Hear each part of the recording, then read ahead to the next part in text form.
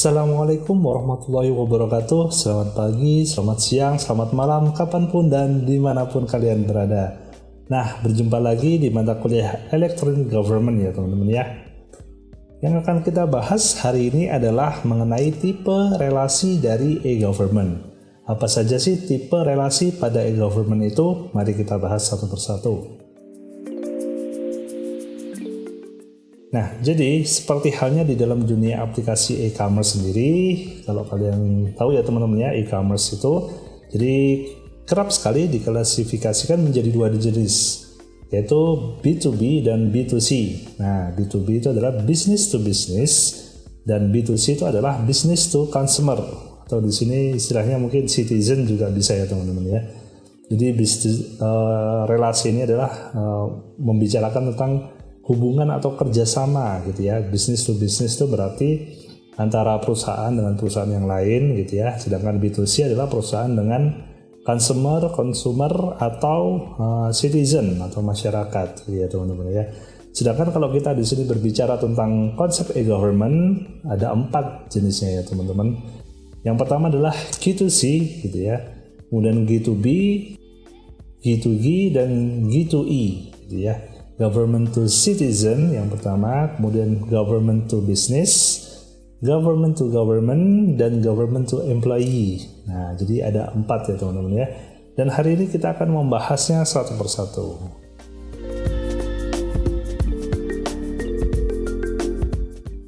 Nah, di sini ya. Jadi ini sumber gambar dari GSA Federal Technology Service. Jadi seperti ini ya.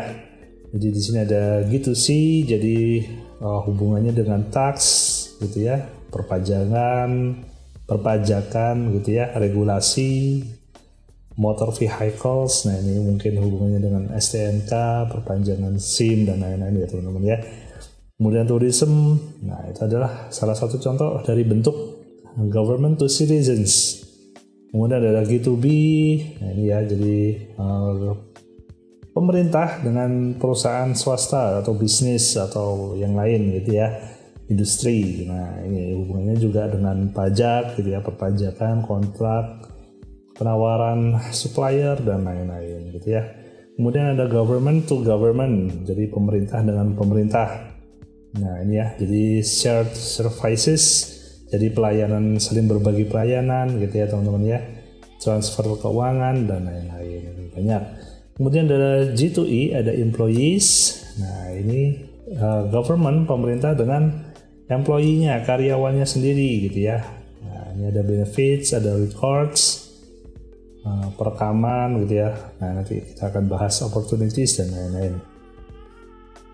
Oke.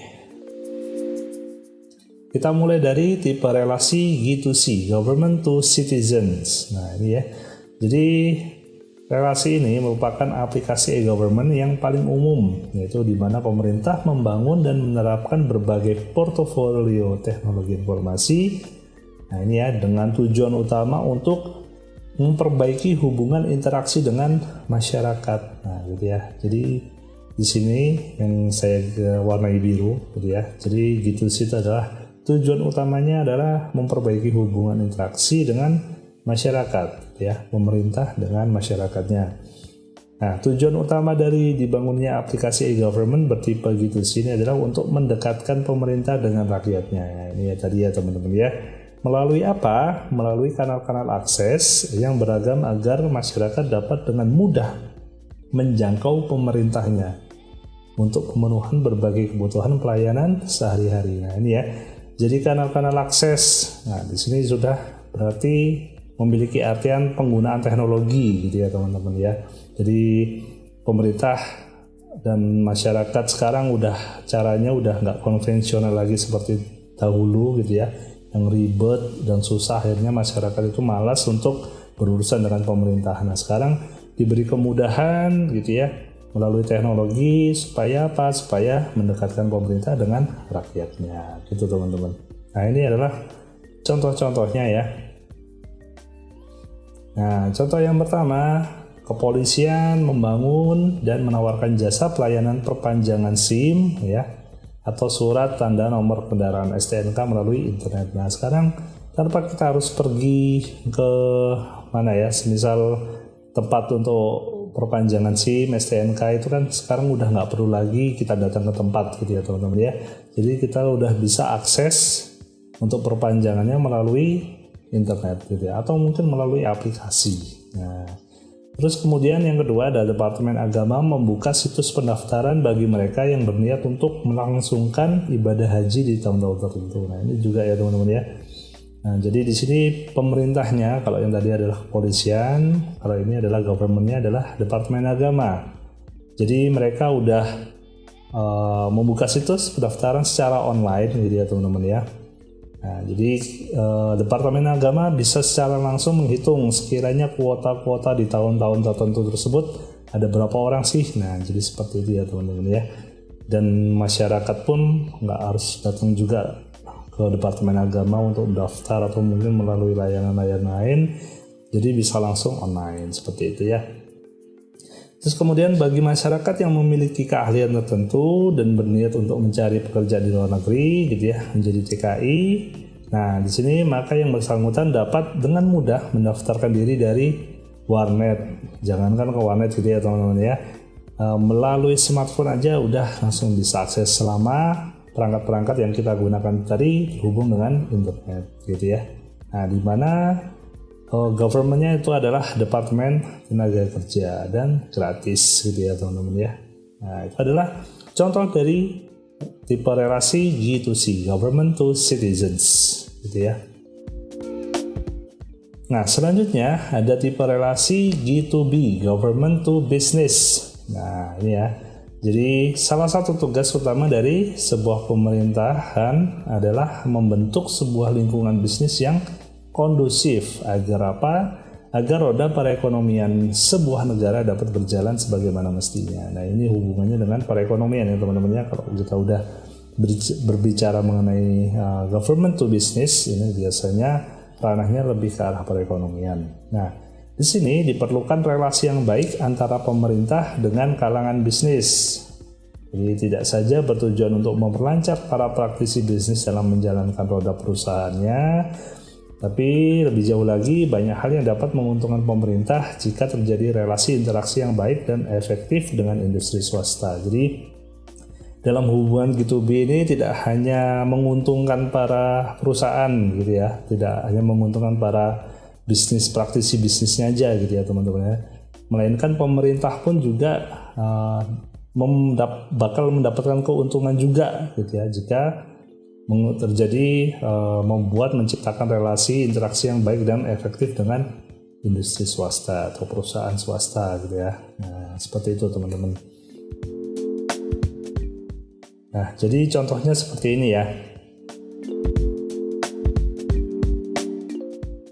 Nah, yang pertama para perusahaan wajib pajak dapat dengan mudah menjalankan aplikasi berbasis web untuk menghitung besarnya pajak yang harus dibayarkan ke pemerintah dan melakukan pembayaran melalui internet. Nah, ini ya. Jadi kalau yang tadi government to citizens itu mungkin juga ada ya wajib pajak ya, dan bisa dibayarkan langsung ke melalui website gitu ya teman-teman ya. Nah, kalau ini tipenya udah tingkatan perusahaan gitu ya, dan perusahaan pun juga wajib bayar pajak gitu ya teman-teman ya. Jadi tidak harus datang ke perpajakan gitu ya, kantor perpajakan, jadi langsung bisa membayar wajib pajaknya melalui aplikasi berbasis web gitu teman-teman. Terus yang kedua, di sini ada proses tender proyek-proyek pemerintahan yang melibatkan sejumlah pihak swasta dapat dilakukan melalui website juga gitu ya. Nah proses tender ini hubungannya biasanya dengan misal proyek-proyek besar yang dilakukan oleh pemerintahan gitu ya. Jadi pengadaan barang dan jasa, kemudian mitra yang mau diajak kerjasama, misal proyek untuk pembangunan jalan raya, jalan tol gitu ya, kan harus ada kerjasama dengan pihak perusahaan, kontraktor misalnya seperti itu ya teman-teman ya. Pengadaan barang IT, misal pemerintahnya butuh barang IT, nah tender-tender sekiranya kerjasama dengan mitra apa sih yang perusahaan-perusahaan yang penyedia barang IT seperti itu ya teman-teman ya. Nah, yang ketiga ini juga sama ya, jadi proses pengadaan dan pembelian barang kebutuhan sehari-hari lembaga pemerintahan, misalnya untuk back office dan administrasi. Nah, ini dapat dilakukan secara efisien jika konsep semacam e-procurement diterapkan. Nah, jadi e-procurement ini adalah menghubungkan antara kantor-kantor pemerintah dengan para suppliernya gitu ya. Nah, jadi yang bersama dengan proyek tender, gitu ya, tender yang ada di proyek-proyek. Cuma kalau e-procurement ini lebih ke arah pengadaan secara elektronik gitu ya. Jadi tidak harus proyek gitu ya. Jadi semisal seperti contoh PLN yang kemarin saya udah jelaskan gitu ya. PLN membutuhkan kabel listrik gitu kan, bukan PLN ya yang memproduksi kabel listrik ya. Pasti ada industri yang memang khusus spesialisasinya adalah membuat kabel gitu ya teman-teman. Jadi itu adalah salah satu contoh dari e-procurement gitu teman-teman. Kemudian yang tipe yang ketiga ada G2G gitu ya, government to government. Nah, jadi kebutuhan untuk berinteraksi antar satu pemerintah dengan pemerintah ya. Nah, di mana setiap harinya tidak hanya berkisar pada hal-hal yang berbau diplomasi semata, namun jauh lagi untuk memperlancar kerjasama antar negara dan kerjasama antar entiti negara. Nah, entiti negara itu antara lain ada masyarakatnya, ada industri, ada perusahaan dan lain-lain gitu ya. Nah, dalam melakukan hal-hal yang berkaitan dengan administrasi perdagangan, proses-proses politik, mekanisme hubungan sosial dan budaya dan lain sebagainya. Nah, jadi ini hubungannya udah antar pemerintahan gitu ya teman-teman ya. Jadi bisa antar pemerintah daerah, misal pemerintah Malang dengan pemerintah Surabaya, atau mungkin antar negara gitu ya, ini pemerintahan Indonesia dengan pemerintahan asal negara yang lain gitu ya, asal di Taiwan gitu ya. Nah, ini biasanya hubungannya seperti pertukaran pelajar, nah seperti itu ya. Nah, ini contohnya ya teman-teman ya. Nah, jadi hubungan administrasi antara kantor-kantor pemerintah setempat dengan sejumlah kedutaan besar atau konsulat jenderal untuk membantu penyediaan data atau informasi akurat yang dibutuhkan oleh para warga negara asing yang sedang berada di tanah air. Nah, ini ya.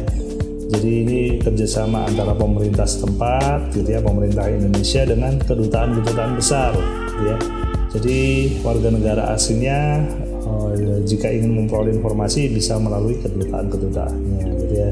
Nah, ini juga salah satu contoh kerjasama antara pemerintahan Indonesia semisal dengan warga negara Amerika, semisal kayak gitu ya teman-teman. Jadi kedutaan Amerika nanti yang akan membantu warga negaranya yang ada di Indonesia, di mana kedutaan ini nanti akan berkolaborasi dengan pemerintahan setempat, gitu ya. Seperti itu contohnya.